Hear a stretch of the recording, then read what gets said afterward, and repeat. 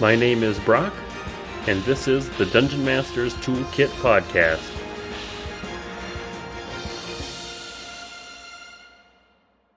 Hello everyone.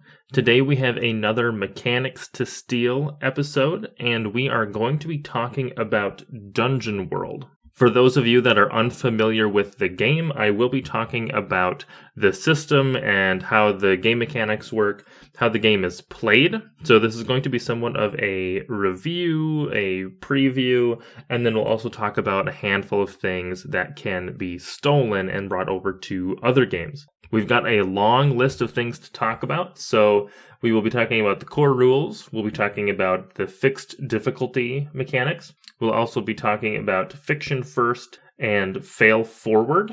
We'll discuss GM moves, player input, partial success, class-based damage, how they handle racial bonuses. We'll also talk about Grim Portents and Adventure Fronts, which would be very easy to steal for other games. And we'll also take a quick look at the monster stat blocks and how they're structured. They're very simple and easy to put together. Before we jump into the episode, I just want to thank all of my listeners and give you a few ways that you can help support the podcast. The first way is just by listening to the episode, so congratulations, you're already helping me out. You can also interact with the podcast in any way, like, share, all of the usual things. That also greatly helps me out, and it's super easy to do. The next way you can help is by interacting with the community, hanging out in the Discord server, playing or running games on the server, or joining in our design contests that we run. The third way you can help is by being interviewed or letting somebody else know that they should get on the show. All you got to do is contact me via Discord or Twitter or wherever, and we'll get some time scheduled to get you in on an episode. If you're still looking for ways to support the show, you can always use one of the affiliate links in the show notes for any of the RPGs or books that are mentioned. They link to either Amazon or DriveThruRPG, and if you make a sale for anything on one of those sites after using a link, then I get a small percentage of the sales. That's a great way to support the show while also getting something for yourself. And finally, the last way is you can support me on Patreon or buy me a coffee. I will have links in the show notes on where to go for that. And that's just a simple monthly donation to help fund future design competitions and equipment purchases and stuff like that. Thank you again to all of my listeners. I feel like we've been growing a really awesome community here around tabletop role-playing games. And with that, let's jump into the episode. Just a little disclaimer before we get started. One of the creators of Dungeon World had somewhat of a public incident, and they're no longer really in the tabletop role-playing game space due to some things that happened on stream. Definitely don't condone any of those things, and it's just a reminder of why safety tools and making sure everybody is comfortable with the content and the direction that you're going with is important. So make sure you have those conversations with your groups. And other than that, that's really the only thing I wanted to bring up ahead of time. Most of this episode is going to be not focused on that sort of thing and focused on the game itself, because I think there are a lot of great things that we can learn from Dungeon World, and it is a very fun system to play.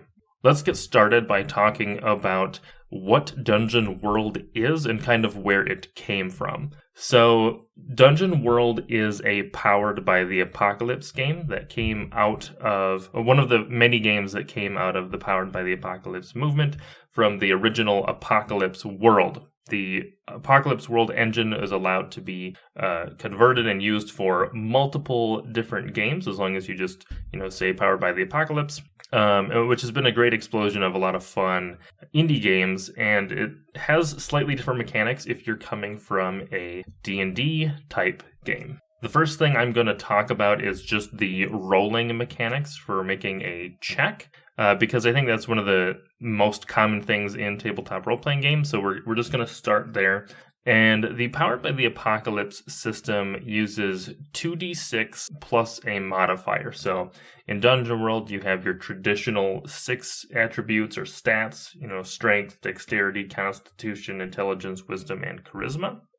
And whenever you need to make an associated check, you will roll 2d6, add them together, and then also add whatever your modifier is. So if it's like a +1, +2, +3, whatever it is, you add that, or maybe it's negative and you subtract that amount. And here is where we get into some of the partial success mechanics of the game. And there is no difficulty level that is set by the Dungeon Master. And this is one reason why I think that PBTA games in general are a little bit easier to run as a Dungeon Master, because you don't have to figure out how difficult something is. It is just built right into the roll mechanics. So on a 6-, so you rolled your dice, you added your modifiers. If you get less than a 6, that is a failure. And the narrative kind of shifts over to the game master to make a move, maybe have a monster do something, maybe have something change in the environment. Maybe they'll trigger grim portents, which we will get to later on in the episode.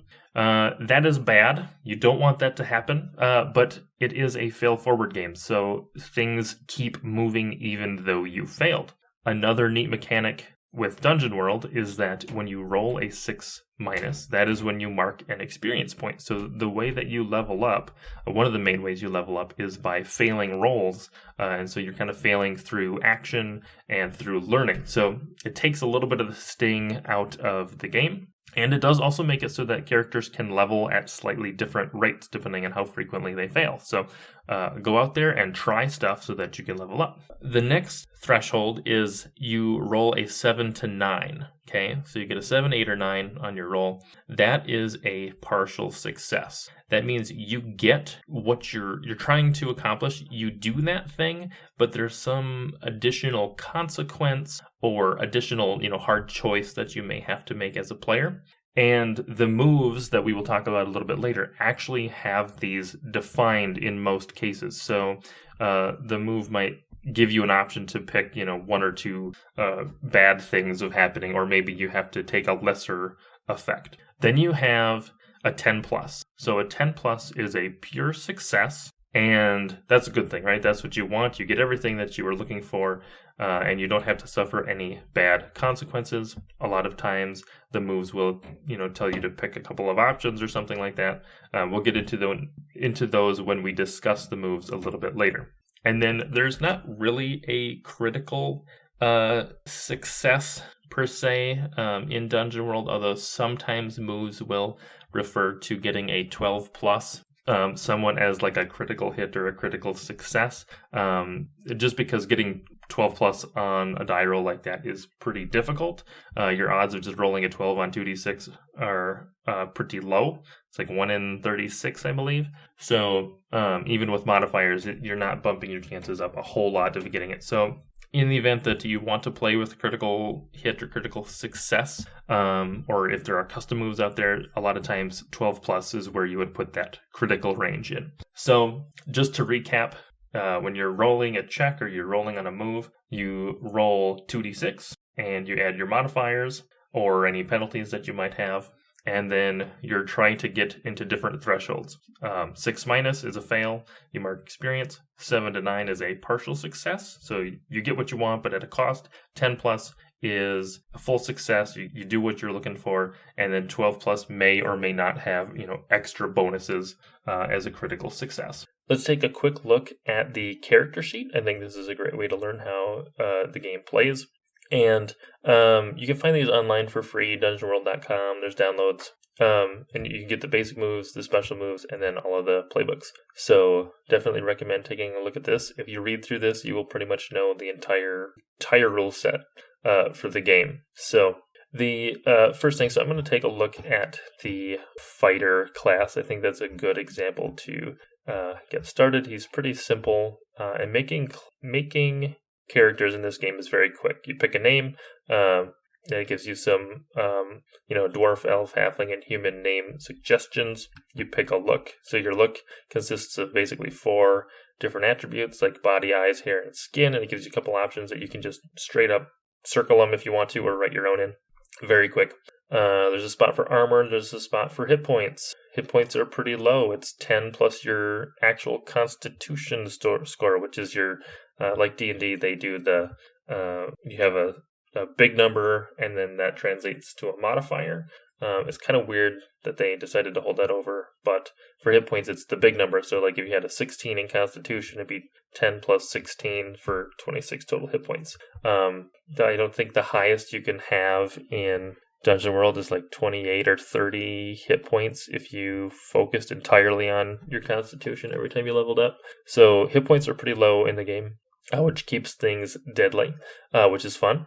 Your class also has a damage dice. So your damage is not based on your weapon. Your damage is based on your class. And it makes sense. Trust me, it makes sense. Answer this question for me. Who would do more damage? A wizard with a great sword or a barbarian with a broken chair leg?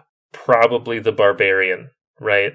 Like they're just gonna do more damage. They're a mad, strong, berserker, right? The wizard doesn't even know how to handle the weapon, right? Let alone do damage with it. It doesn't matter how sharp or big it is. So damage is based on class. So, for example, the fighter has a D10. I believe the wizard is a D4. I think the barbarian gets all the way up to a D12.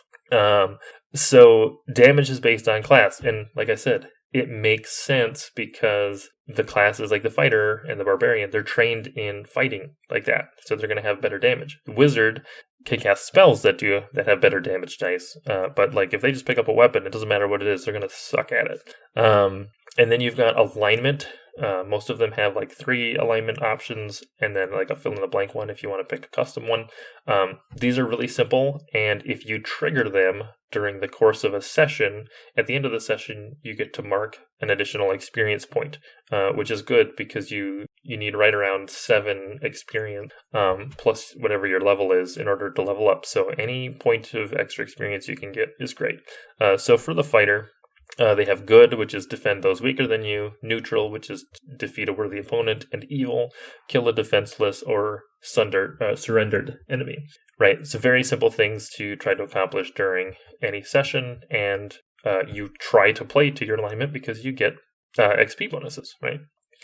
You've got your 6 main stats, strength, dexterity, constitution, intelligence, wisdom, charisma, and then their modifiers, which is the 3-letter variant of that. So STR, Dex, Con, Int, Wiz, Cha. And then you also, each one of those has a condition next to it. It's a little checkbox. And basically, instead of taking damage, sometimes the GM will say you take a condition and then you mark one of those. They might let you pick, or they might tell you which one. And that just is a -1 to all rolls of that type until you remove that condition. So it's not good, but it's not damage either. So you also have bonds. Bonds are maybe one of the weaker sides of Dungeon World. They don't always play out in a way that makes sense. But basically, it's like a handful of sentences where you fill in another player's name. Like, blank owes me their life, whether they admit it or not. Right? And then one of the things is at the end of the session, if you resolve the bond, then mark an experience point for that. The kind of weakness here is that they're not always super clear as to whether or not you've resolved a bond. So other people have substituted other things in for bonds. They're okay. And then the playbook also has a race. So in the case of the fighter, not all playbooks have the same race list, though usually there is a spot for a custom list. And races in Dungeon World also have different effects based on what class you are. So playing an elf fighter is going to give you a different move than playing an elf wizard, for example. So let's take a look at elf. In this, so this says dwarf, elf, halfling, and human. They each have a different ability. Like the elf says choose a weapon. You can always treat that weapon. Weapons of that type as if they had the precise tag, which basically means you can use dexterity instead of strength when you're fighting with it. Right? Halfling says when you defy danger, you use your small size to your advantage, you get to add +1. Okay. Now, if we compare that with the elf race from the wizard playbook, the elf race there says magic is as natural as breath to you. Detect magic is a cantrip instead of a regular spell. So your race gives you kind of a themed thing, but it's not the same. Like in D&D, if you're an elf, you get elf abilities regardless of if you're a fighter or a wizard or whatever. Here, your race kind of just is more specific to your playbook, which I think is kind of neat. And then there's also always an option to write your own work with the DM to come up with something. Okay, let me get back to fighter playbook. They get some starting moves. These are things that your class just starts out with that are specific. Fighter gets a signature weapon. They get to pick a couple of options. It's basically just a handful of checkboxes. Super fast, and then they also get bend bars, lift gates, and armored. So they get to ignore the clumsy tag on armor that you wear. And that's it. Actually, that's not it. That's the first page. Second page, you've got a spot to put how much money you have. Your gear equipment load is 12 plus your strength. Then it says it's got some gear. So you start out with some dungeon rations, 5 uses, 1 weight. You can choose your defenses. You can have chainmail, which is 1 armor, and adventuring gear, 5 uses, or you can have scale armor, which is 2 armor. And then you can also choose 2 from the list: 2 healing potions, a shield, antitoxin and dungeon rations, and poultice and herbs, or 22 coins. Very specific, but you get to pick 2 from that list. I'm going to take a brief moment to talk about adventuring gear because it is genius. Adventuring gear, 5 uses, is a bag of stuff. It's a bag of adventuring gear, right? It might be a torch, might be a rope, might be whatever it is, anything that makes sense. And when you're adventuring, you basically can make the case to say, hey, I'm going to look in my adventuring pack, and I need a rope right now. So then you just mark off a use, say, okay, now I'm down to 4 uses, and I have a rope. And this is just kind of a way to get rid of some of the planning aspects, the boring shopkeeping things. Like, I don't need to go in town and buy a rope and this and this and this and this and this. You just say, okay, I'm in town, I'm going to spend, a gold or whatever it is to refill all my adventuring gear. Bam, 5 uses. And I can use it to produce whatever relevant item makes sense. Now, you can expand this out too as a GM and say, what if the players raid a wizard's tower, right? You could say, okay, you grab a handful of supplies, you have 3 uses of wizard equipment or stuff. So it might be like books, or it could be, alchemical ingredients, or, beakers and stuff like that, right? So you don't necessarily have to know what it is. They just have to say, can I use my adventuring gear to produce this item? And as a DM, you say, yep, that makes sense. Take it out, mark your use off. Just makes that whole system so much easier. There's some slots for your inventory, what you're carrying, and then there's advanced moves. So every time you level up, you get to pick an advanced move. And there's a list. So when you gain a level from 2 to 10, you can pick any of on the first list. And then there's a second list that says when you gain a level from 6 to 10. So these are kind of like advanced moves. And sometimes there are prerequisites to previous moves to pick these ones. But seeing red, when you discern realities during combat, you take +1. There's other ones that let you do more damage. Scent of blood, when you hack and slash an enemy, your next attack against the same foe deals an extra 1d4 damage. Multi-class dabbler, pick a move from a different class. Things like that. There's also some that are a little bit more specific. So heirloom is kind of cool. It's kind of got like a Mulan feel. When you consult the spirit that resides within your signature weapon, they will give you insight related to the current situation, and it might ask you some questions in return. So you roll plus charisma. On a 10 plus, the GM will give you good detail. On 7 to 9, the GM will give you an impression. So just things like that. There's a bunch of things that let you enhance your character. The max level in Dungeon World is level 10, so you'll have 10 advanced moves by the time you're done with this, or less if you take an advanced, one of the upgraded version. And that's basically the playbooks. They're super fast to fill out. You can make a character in 5 to 10 minutes really quickly. And then when you assign stats, I guess I forgot to mention that. There's just kind of a standard array that's listed on there, and it just says assign them in this order, and here's what the modifier for each one is. And that's the playbook. Super simple, super easy to get started. And the nice thing is that the way the moves are written, which we'll talk about in a second, the moves are the rules of the game. If you have the moves, the basic moves, and your class moves, you basically have everything you need to play the game. So super easy. I love it. The next thing that we are going to talk about is fiction first, fail forward, and then we're going to take a look at moves and fictional positioning. Okay, so fiction first, what does that mean? Dungeon World, and in many cases Powered by the Apocalypse games, tend to be fiction first, which means that the mechanics of the game don't come into play until something triggers them in the fiction. I'm going to quickly mention something that I forgot to in the last section, that Dungeon World is essentially D&D ported to a Powered by the Apocalypse engine. So really the theme of Dungeon World is D&D, just using this Powered by the Apocalypse style of gameplay.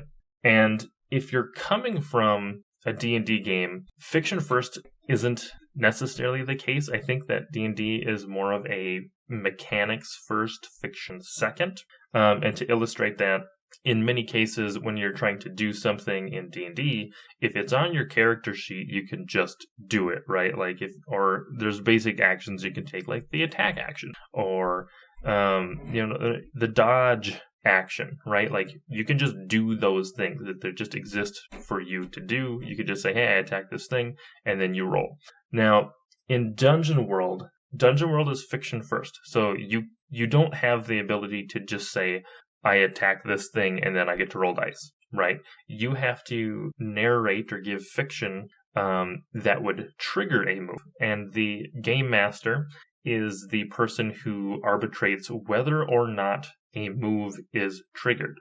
Let's take a look at a couple of the basic moves, and then we'll kind of work our way up in terms of kind of difficulty of the moves, and we'll talk about how the fiction and stuff plays into those moves.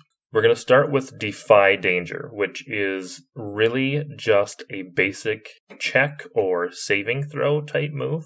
And all of the moves in Dungeon World and often in PBTA games have this similar structure. And I'm gonna read this one out for you. And you can actually find these all online. You can get the playbooks, which are like your classes, and the basic moves and stuff all online for free. If you just go to dungeonworld.com, there's a download section. You'll be able to find it and take a look at this. And this is basically the entire rules for the game that you really need to know is all tied up in these, which is great. So Defy Danger reads like this. When you act despite an imminent threat or suffer a calamity, say how you deal with it and roll. If you do it with by powering through it, you roll plus strength. By getting out of the way or acting fast, plus dex. By enduring, plus con. With quick thinking, plus int. Through mental fortitude, plus whiz. Using charm and social grace, plus charisma. On a 10 plus, you do what you set out to. The threat doesn't come to bear. On a 7 to 9, you stumble, hesitate, or flinch. The GM will offer you a worse outcome, hard bargain, or ugly choice. So all of the moves in Dungeon World have that sort of structure. When they require a roll, they're going to tell you what the trigger for the roll is, and they're going to tell you what to roll with, and then it's going to give you a 10 plus option as to what happens, a 7 to 9 option as to what happens, and then 6 minus is usually left out for GM interpretation. They get to go to them and make a move that they want to do. And then they can kind of do anything, which is why we don't like 6 minuses as much. But like I said, Defy Danger is really it's like a check. Like, hey, this guy's coming at you with a sword and he's hacking and slashing at you.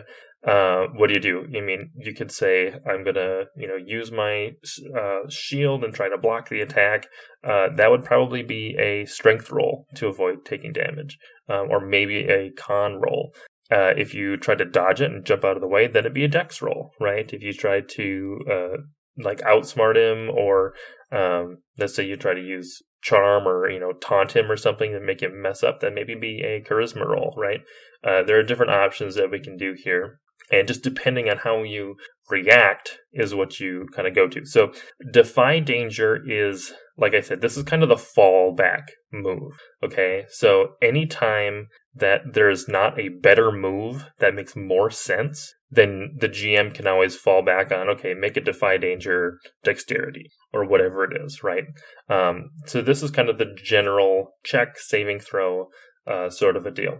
And I will add that all of the rolls are done, really with the exception maybe of monster damage, are done by the player. The Dungeon Master doesn't tend to make rolls. They ask the players to basically make actions versus attacking. So or versus rolling. So like in that example, the GM didn't roll an attack for the monster. They just said, the monster's coming to hit you. How do you get out of the way? And then the player gets to decide how they're going to deal with it. And if they fail the roll, they're going to take damage, right? Or have other bad things happen to them. So it is more on players than on the game master rolling dice. Now, let's take a look at hack and slash. This is the standard melee attack for Dungeon World. When you attack an enemy in melee, roll plus strength. On a 10+, you deal your damage to the enemy and avoid their attack. At your option, you may choose to do an extra d6 of damage, but expose yourself to the enemy's attack. So you have a little bit of an option here on the 10+. On a 7 to 9, you deal your damage to the enemy, and the enemy makes an attack against you. So when you, again, the monsters don't necessarily take turns as they typically would in another tabletop RPG. They somewhat more react to you. If you go up and try to stab a goblin, it's going to try to defend itself.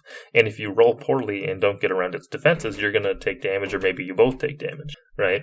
Even if, your attack kills it, it's in that attack, you still may take damage as retaliation. So, this is where the fiction first piece of it comes in as well, because this isn't just it does say when you attack an enemy in melee, there's some fictional positioning though that we can use that this might not always trigger, okay, or it might be able to trigger it against multiple people. So hack and slash, I think it doesn't explicitly say it here, but in other things that I've read, you can actually hit multiple enemies with it. So if there's 3 enemies right next to you, you can say hey, I hit this one and then I kick that other one and I do this upward slash on this one. You roll hack and slash, you can hit all of them if they're kind of within your range. The other thing with fictional positioning is saying sometimes hack and slash might not be triggered.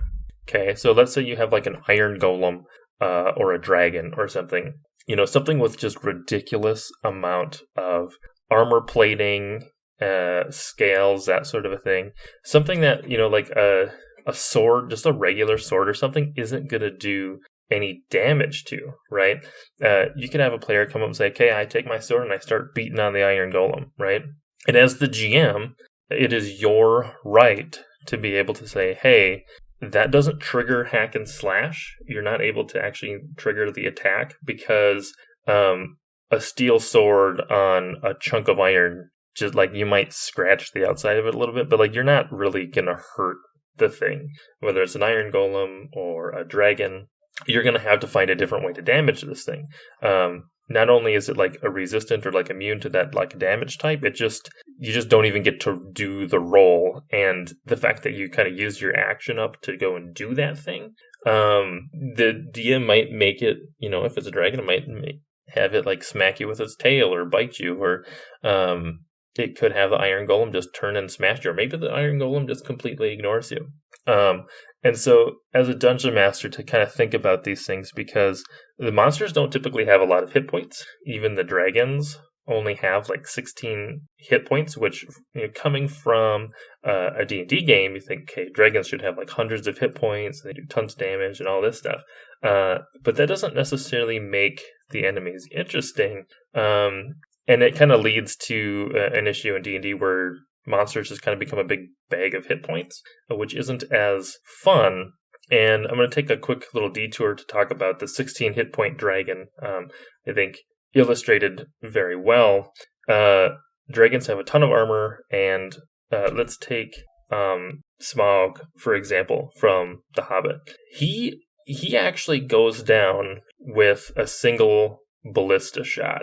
Okay, he doesn't necessarily have a ton of health because he died to one hit. Now, the caveat here is that all of the other attacks against Smaug bounced off of him. The only reason that the shot was able to hit him was because there was a very specific weakness. There was one scale that had been damaged previously, and if I remember correctly, that scale actually gets hit a second time with one of the shots from the ballista. And I believe the black ballista bolts that are used are somewhat special in Lord of the Rings. And this is kind of where you're getting into that, regular attack. You try to hit Smaug with a sword, he'll just eat you. Or you shoot arrows at him, they just deflect off his shield, right? You don't even get to trigger the move. There's not a chance of rolling damage, nothing like that. But if you line up your circumstances and you have the items and you have found a weakness for the dragon or whatever, and you hit him with a ballista shot and probably in that case rolled like a critical or did extra damage or, had other things to boost your damage, 16 hit points, you don't only need a couple dice to do 16 hit points of damage, especially when you've got like special gear, and ballistas probably do more damage than, regular weapons since they're siege weapons, right? So thinking about it like that from kind of a cinematic perspective, we can kind of see how having low hit points doesn't necessarily mean that dragons aren't scary. In D&D, oftentimes the players and the enemies have so much HP and so many abilities and stuff that they can just automatically trigger that a fight may not be that scary. But in Dungeon World, fictional positioning and actually using monsters and their kind of logical consequences of how they're built makes them scary and deadly. Let's take a look at the defend move. Let's not take a look at defend. Let's take a look at discern realities. So a couple of these moves, like discern realities and spout lore, are really kind of like knowledge checks and perception checks. So discern realities is when you closely study a situation or a person, you roll plus wisdom. So this is like a perception check, right? You're trying to read the room or a person. On 10 plus, ask the GM 3 questions from the list below. On a 7 to 9, only ask 1, and then you take +1 forward when acting on the answers. That just means you get a +1 bonus whenever you're acting on something like that. So the questions are: what happened here recently? What is about to happen? What should I be on the lookout for? What here is useful or valuable to me? Who's really in control here? Or what here is not as it appears to be? Now, the player asks these questions and the GM giving a, correct answer to these, not lying to the players, right? This list players have a little bit of input. Now, we're going to take a look at spout lore here too. I really like how this one works. So when you consult your accumulated knowledge about something, so maybe you're a wizard and you know a ton of information about dragons or something, you roll plus int. On a 10 plus, the GM will tell you something interesting and useful about the subject relevant to your situation. On a 7 to 9, the GM will only tell you something interesting. It's on you to make it useful. The GM might ask you, how do you know this? Tell them the truth. So this is a common thing in Powered by the Apocalypse and Dungeon World, is to say, here's this bit of information that I'm going to give you as the game master. How does your character know that information? Which is a great way to dig deeper into some of the backstory and almost generate backstory for characters on the fly. Because let's say you're a wizard and you found out useful information. And actually, isn't that just like in The Hobbit, right? What do we know about Smaug? Oh, he has this scale that's, broken. Oh, how do we know that? Oh, it happened during this battle and we were there at the battle. Okay, so now we learned a little bit more about the dwarves' history, right? And we didn't necessarily need to know that ahead of time. It just kind of came up on the fly. So this is how moves are structured. There's a very basic setup. And all of your moves, basically all of the rules in the game, are encapsulated into this move structure. So leveling up is a move, recovering is a move, making camp is a move. There's an end of session move, which can help you gain more experience. Defending, these are all kind of basic things that you would want to do, making camp, that sort of thing. And then each character class or playbook, you've got your typical playbooks like barbarian and fighter and wizard and cleric and bard and stuff like that. They all have specific moves. They get some starting moves that kind of define them as a class, and then they get additional moves as they level up. So let's take a look at the fighter, just because this is a simple guy. He has, he's a signature weapon, which is cool. So he has a couple of options to pick, like what type of weapon it is, what properties it has, if it has any like additional things attached to it, and what it looks like. And they have one. We'll come back to the weapon thing in a little bit here. But let's talk about bend bars, lift gates. So this is a move for the fighter, and it says when you use pure strength to destroy an inanimate object, roll plus strength. On a 10 plus, you choose 3. On a 7 to 9, choose 2. So there's a list of 4 options here. It doesn't take a very long time. Nothing of value is damaged. It doesn't make an inordinate amount of noise, or you can fix the thing again without a lot of effort. So now anybody in the game could try to, use pure strength to destroy an inanimate object, right? You could try to bash in a door, as a wizard. But the fighters get a more specific move to the situation, which gives them, more specific options as for the outcome, which is good for them because maybe they do want to be able to fix the thing, or maybe they don't want it to make a lot of noise, or they don't want anything valuable to be damaged when they do it.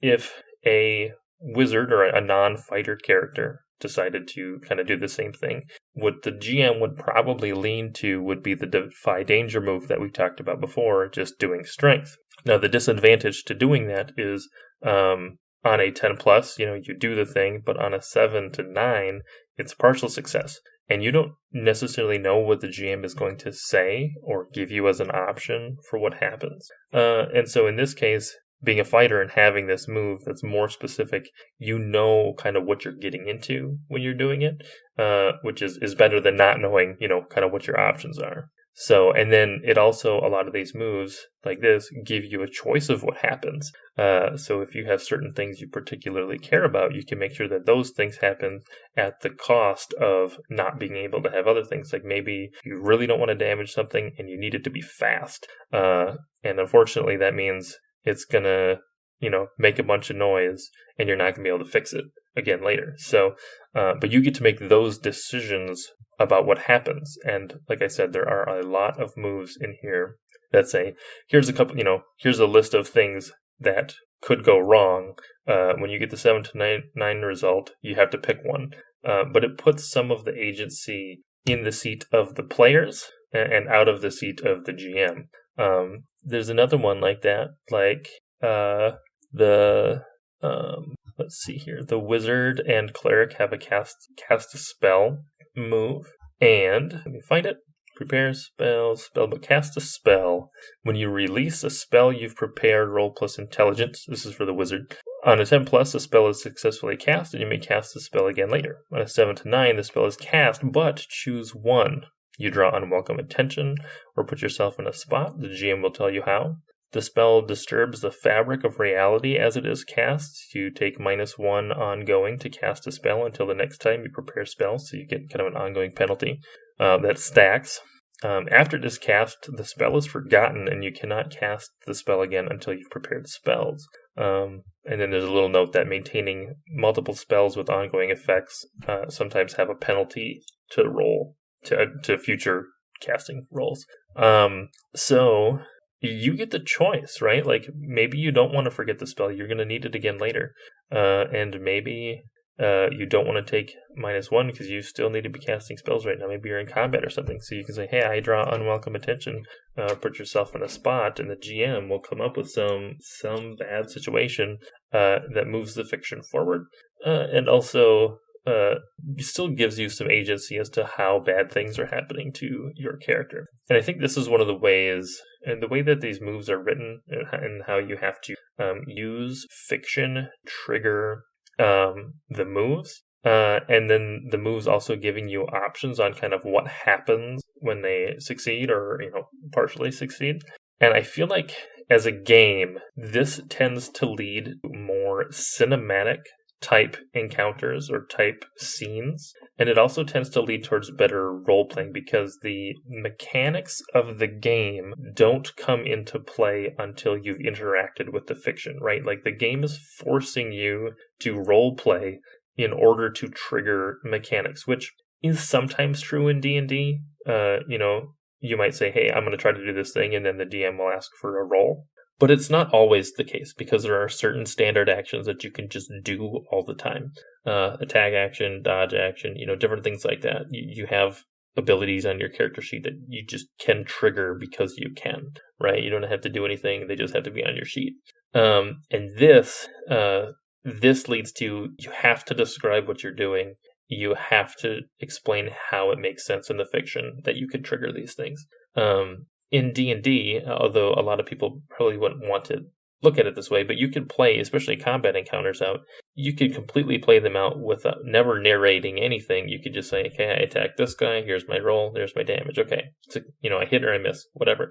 Moving on, I move here, I do this spell, blah, blah, blah.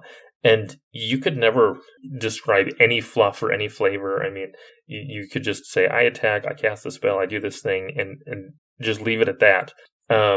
And it can be really bland that way because there's no description. It's basically like a board game, or a skirmish war game or something, right? And with this, when you have to trigger mechanics through fiction, it tends to lead towards, like I mentioned, that little bit more of a cinematic style. The partial success and the fail forward mechanics also lend it a little bit mechanically or cinematically as well, because you get into situations where you might attack a monster and you fail the attack, 6-, and instead of it just being a miss, something happens. The GM will make something happen. So a lot of times that's like, okay, you rolled a 6-. The monster blocks your attack and sends your sword skittering across the floor. Okay, now what are you going to do? You're now unarmed against an armed opponent. Okay, I dive. I try to roll over to grab my sword. Okay, make a dex roll. Okay, you fail that too. He sees you and he sticks his foot out and trips you. So now you're prone on the ground and he's looming over you and he's ready. He's raising his sword up. He's gonna end you right here. What do? Okay, now you get into these situations where it becomes kind of a flowing conversation between making moves and then narrating a little bit of fiction, and then okay, DM calls for another move. You make the move, you see what happens. You play to find out what happens, which is one of the tenets of Dungeon World and Powered by the Apocalypse games. And that's something, again, in D&D doesn't always come up because you can say attack, okay, I missed, whatever, it was just a waste of a turn. Okay, now he attacks. Okay, he deals damage. Okay, now I attack. You don't get into as much of that kind of narrative cinematic style as you do, or as easily, I think, as you do in Dungeon World. And Dungeon World just wraps it all into the rules of the game, into the moves, which makes it a lot easier, I think, as a dungeon master to be thinking about those things as possibilities. So that's somewhat what I wanted to talk about for fictional positioning, for moves. Moves are also super easy to write custom. It's really easy to put together stuff. There's a lot of examples in the book, and it's really easy to take them and tweak them for just like if you wanted to make different classes or like custom moves for magic items or something. That's super easy. And let's see. Where are we at here? So we talked about fiction first. We talked about fail forward a little bit. I do want to mention fail forward one more time, because in D&D, like we mentioned, right, a fail is a fail, and a lot of times it stops. It stops the narrative. I'll give a classic example of picking a lock on a door, right? Rogue's trying to get into the door, picks the lock, fails to roll. Okay, now what? Is the door locked? Maybe, I don't know, just like try it again. In Dungeon World, 6- would cause something to happen. The DM might trigger monsters or the environment to change or something, or to unleash a new thing that happens. One tip that I heard was a 6- can sometimes be the success that they didn't want. Kind of think, Emperor's New Groove, Kronk, wrong lever, and they fall down, right? So let's go back to that picking a lock scenario. Rogue tries to pick the lock, they roll 6-. Door opens easily, lock slips right off, they open the door.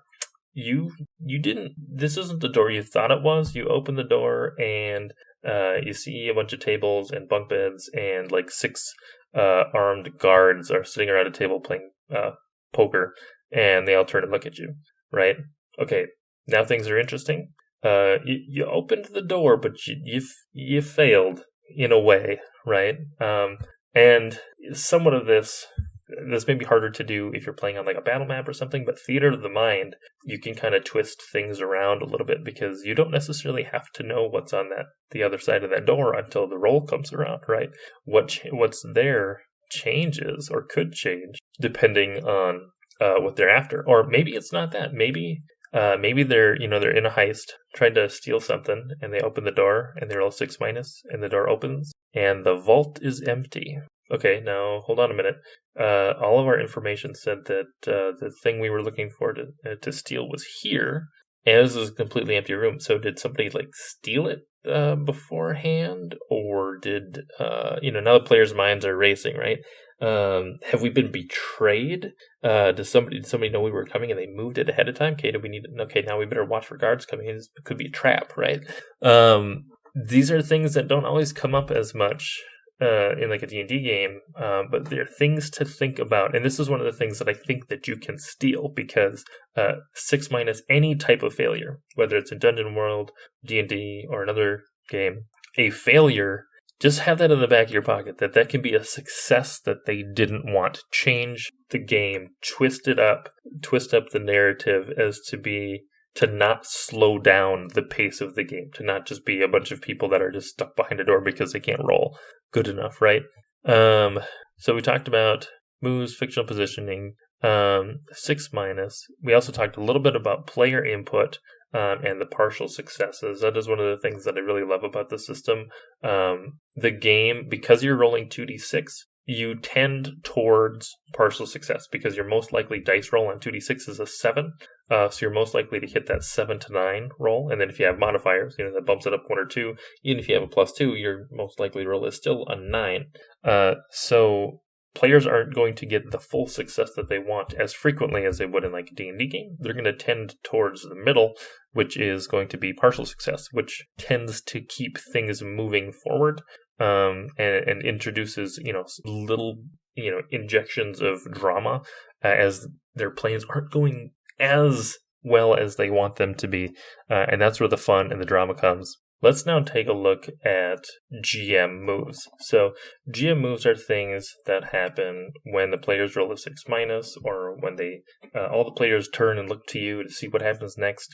This is when you trigger moves, and there's a handful of moves that you can use. So one of the options is use a monster, location, or danger move. So this is, like it says, monsters often have a couple of moves written on them. This is pretty standard. Sometimes your location might have things that can happen, or dangers, just overarching dangers from the adventure. We'll talk about that more with adventure fronts. You could reveal an unwelcome truth. So maybe the players are fighting some orcs, and the unwelcome truth is you see a couple more goblin scouts on the hill kind of behind you. So reinforcements, that's not good.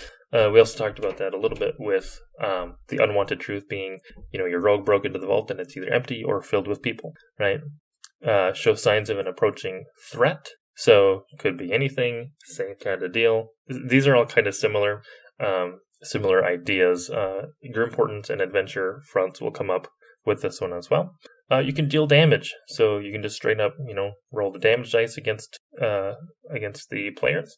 You can also inflict a condition, which we talked about a little bit with the playbooks.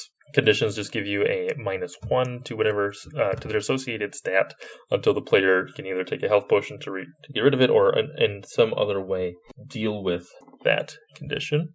You can also use up the resources. So, they have a torch burns out or burns up, or they drop some coins or something in some way, sword breaks, whatever. Whatever it is, you can just kind of burn their resources. Turn a move back on them. So character might be trying to do something, but it just completely backfires. Casting a spell and fireball blows up in your face. Something like that. Easy enough to do. Separate the characters from each other. Never split the party, but in this case, we're splitting the party against their will. So this could be the case of, let's say you're trying to get this valuable item and it's being guarded by a large, golem. Right, and you're with all the parties on one side of the room, and your thief tries to dodge and get past the golem to get to the thing, and they roll maybe a 7 to 9 and one, in this case 6 minus. You could say, okay, you have the option. You can either not get around him and stay with the party, or you can get to the thing, but you're now separated from the party and you can't easily, get back. Or, you cross a bridge and the bridge breaks and falls down. Okay, now you're separated. Give an opportunity that fits a class's ability. So if you have a certain class that's good at a certain thing, like maybe something needs to be shot down from a high area or shoot a rope or something, give the ranger a chance to shine, or give another character a chance to shine besides the one that is in kind of in the spotlight that's dealing with the consequences. Now let somebody else have an opportunity to kind of take the limelight.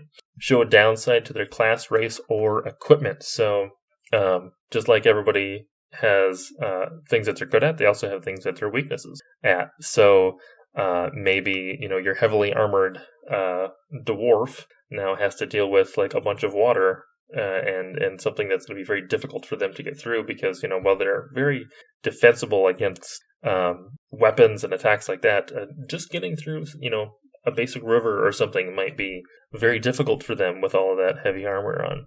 And then there's also offered opportunity with or without a cost. So sometimes you could say, here are two options. Here's two outcomes that you could have. You get to pick one. They're probably both bad and dangerous.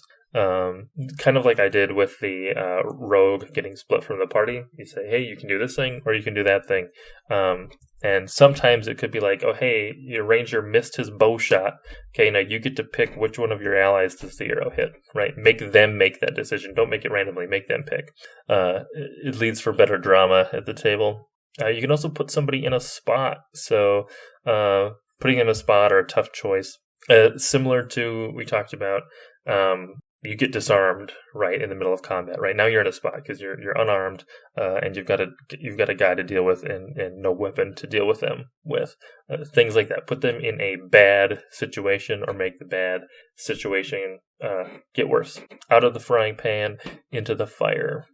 And then also the last one, tell them the requirements or consequences and ask. So you could say, okay, in order for you to, accomplish this thing, we already failed. We're trying to do this ritual to, open a portal somewhere. In order to, we failed on our first attempt. And now in order to do this, our magic is failing and we're now going to need some, priceless gem or something in order to complete the ritual, right? Or, but, and then here's tell them the requirements or the consequences and ask, okay, now what do you do about that? Or it's also going to, require you to spend or take damage in order to cast this or something. Do you continue doing the thing? That is the consequences and ask piece of that. So anytime you have to do a move, there's a list of options that can just kind of give you ideas. This list is great even for D&D, just to figure out what happens and to try to move things forward on failures, because these aren't specific to Dungeon World. You could use this entire list, which you can find online, and you could use that for any game, really. And there are great ways to think about moving the fiction forward. And then one other thing to mention is hard versus soft moves. So this is something that kind of comes up. A soft move is essentially one that doesn't have immediate consequences, but it's going to get bad. And a hard move is something that is like taking damage or taking a condition or something like that, where you immediately get hit by something and you feel the consequences of that. So soft move is kind of like, hey, there's this orc that's charging at you, and what do you do about it? And then you roll 6 minus, and you like fall over and trip, right? Fall over and trip, and he's still running at you, right? It's not much of a consequence, but he's still coming. That's a soft move. Nothing has happened yet. And a lot of times the suggestion is, when they fail the first time, give them a soft move. Give them something's happening. You've been disarmed or moved around in a way that's not advantageous for you, and harm is coming. And then typically, if they fail again, okay, hard move. Something happens. You take damage. You didn't escape. Now you're taking damage again. Sometimes you tend to lean towards not doing hard moves constantly all the time. and kind of doing that kind of ramp up, soft move, another failure, hard move, and then kind of ramp back down. Okay, the next thing, soft move, hard move. And you can kind of interweave those as you need to kind of adjust difficulty. One of the other ways that you can kind of, like a pressure valve to let off steam, if you don't want to deal damage to a player because that might kill them, you can always inflict a condition instead of dealing damage. So all of the conditions are like, for strength, it's weak, it's a -1 to your strength. Their dexterity is shaky. Constitution is sick. Charisma is scarred. Wisdom is confused, and intelligence is stunned. Just say, hey, you take a condition, pick whichever, pick the condition you want to take and describe to me how, this guy's attack did this thing to you, right? So scarred is an easy one, right? Take -1 to charisma, and I get this big gash on my, this side of my cheek or something, right? And then it also gives them a chance to roleplay what happened. It gives them a little bit of a choice as to which attribute they want to kind of be stunted for a little bit. And it's a way to not just do outright damage, but still, kind of punish them for not being able to get out of the way or taking damage. So those are some of the things there. For moves, Fiction First, again, kind of in this section, moves are super simple, super straightforward. They encapsulate all of the rules of Dungeon World. And you can play with basically just the player playbooks and the basic rules, and you'd be all set. You can play Dungeon World without anything else, pretty much. All right, the next thing to talk about are adventure fronts and grim portents, and these kind of go hand in hand. Adventure fronts are kind of lead into grim portents. And so what an adventure front is basically like a bulleted list of what's going to happen in the storyline or in the world if the players don't act. So let's say you have an orc army that is, gathering troops, and they're going to invade, neighboring country, right? So there's a couple things is like, they're starting to recruit more soldiers, and then maybe the next one is, orc scouts have been spotted in nearby lands, and the next one might be supply lines and stuff are starting to get raided by orcs, and now a town on the outskirts of the country has been captured, and the next one is one of the major like military fort is captured, right? If nobody acts, these things happen on kind of a major scale, and you just kind of use these as notes to kind of guide what's happening, and you can use them as inspiration for like when bad things happen, right? If something went unchecked or the players fail a mission or whatever, you advance it to the next one, right? And can give you inspiration for and the player's inspiration for kind of what to happen next in the game or in the world. Events can be kind of unraveling, like every time they go back to town after a quest, they, sightings of orcs, on the road and scouts and stuff like that, blah, blah, blah. Next time, still they had to go do something else. They come back, supply lines have been raided and blah, blah, blah. You can have those events. Now, grim portents are kind of the same thing. A grim portent, and sometimes it's more, grim portent might be more specific to a session. So you might write down a handful of things that are going to happen in the session, and you can pull these out to escalate the gameplay when they fail a roll. So maybe the player fails a roll, but you don't necessarily want the game to stop. So instead, you can use a grim portent as kind of a this is that like preview or tell of impending doom or future badness, is you just pick the next thing on your list and you read that one off, right? So maybe there's a storm rolling in, and at first, it's a list of like 5 things, and it's like, okay, you see storm clouds off in the distance, and the next one is like, okay, storm clouds get a little bit closer, and the temperature starts to dip, and then the next one is that calm before the storm where the wind and stuff, all of a sudden everything gets really eerily still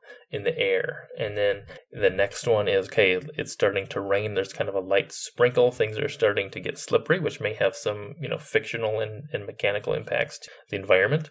And then, step 5, you're in the middle of, intense winds, and there's tree branches and stuff, falling over and stuff like that, right? So as they're, if they fail rolls, you can, instead of like dealing damage or something else, you can say, okay, next step, grim portent, next one.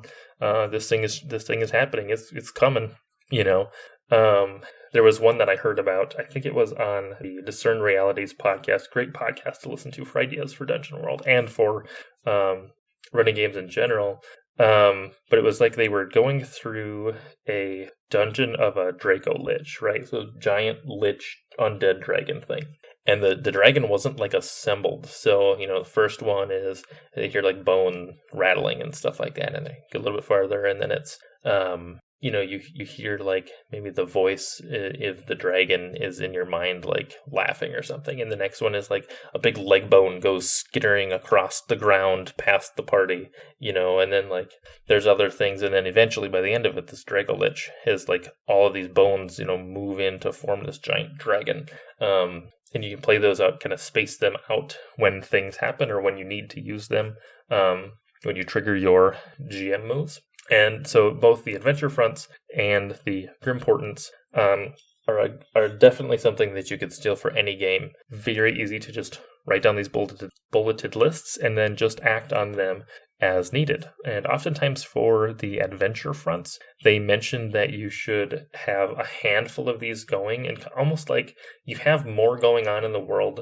than the players can deal with at any one time, right? So if you have like 2 or 3 different fronts, like the orcs are invading, and then there's like this lich that's trying to like, perform some weird ritual, that's happening over here. And then to the north, there's, elves or elven wizards are doing something else, and then every time they come back to town, you just like advance whichever one they didn't work on, right? So if they go and deal with the orc army, then they come back, you roll the dice, and on evens, it's the elven wizards are doing something, and on odds, the lich has done something, and you advance their plot line, right? And you just kind of keep, there's just always something going on, makes the world feel a little bit more alive, and you can kind of use those like very broad level things to kind of inform and understand what's happening. So that's Adventure Fronts and Grim Portent. And I think that's where we're going to cut the episode. I think there's a lot of great things to try here and to pull and to steal. And the Dungeon World is a fantastic game. It's really fun to play. It's really fun to run. It's a lot easier in my mind to run because a lot of the mechanics and stuff are encapsulated in the rules, and they just kind of come up as they come up. So definitely give it a try if you're interested. I've also run a Dungeon World one-shot. I'm going to try to get that audio edited and put up, and I'll hopefully run more Dungeon World one-shots in the future. So hang out on the Discord server and look out for those. And until next time, I will see you guys later.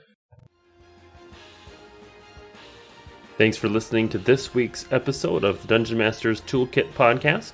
You can find links to all of the products and resources that we talked about on the show in the show notes. And if you'd like to join the community or find out how to be on the show, check out our subreddit or join us in our Discord server.